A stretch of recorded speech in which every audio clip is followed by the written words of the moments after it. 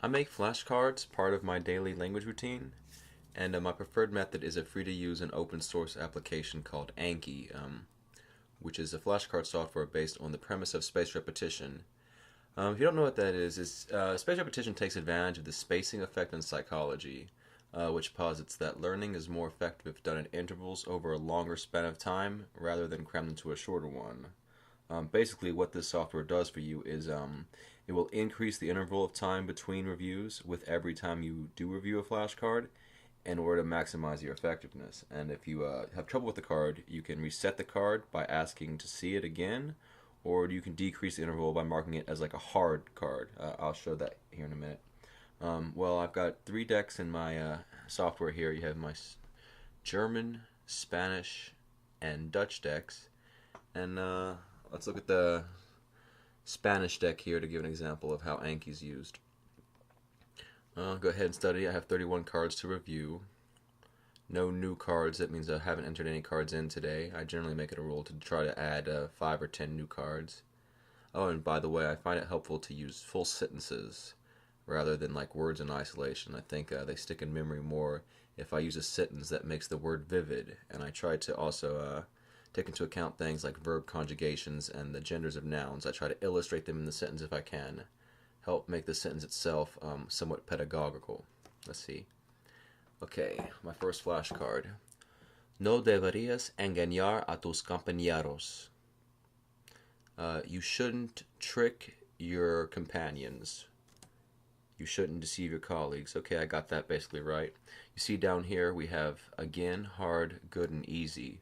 Again, review in 10 minutes. Hard. If I mark this card as hard right now, I have to review it again in 1 month. Good, which is, you understand the word, is a review in 2.8 months.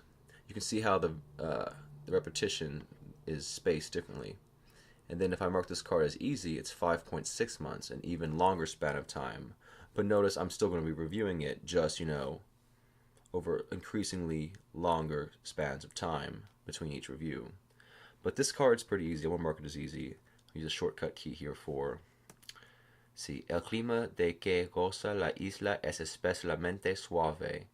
The climate that the island enjoys is especially suave, mild. The climate enjoyed by the island is... I got that one correct. See, if, again, 10 minutes, like always. Hard, 1.4... See, this is an old flashcard of mine. I made this one more than a year or so ago, so the spaces between repetitions are very long spans of time. I marked this card easy, for example. I won't see it again for almost 4 years, which, by the way, this card's easy for me, so I'm marking it as such. But you can see the basic idea.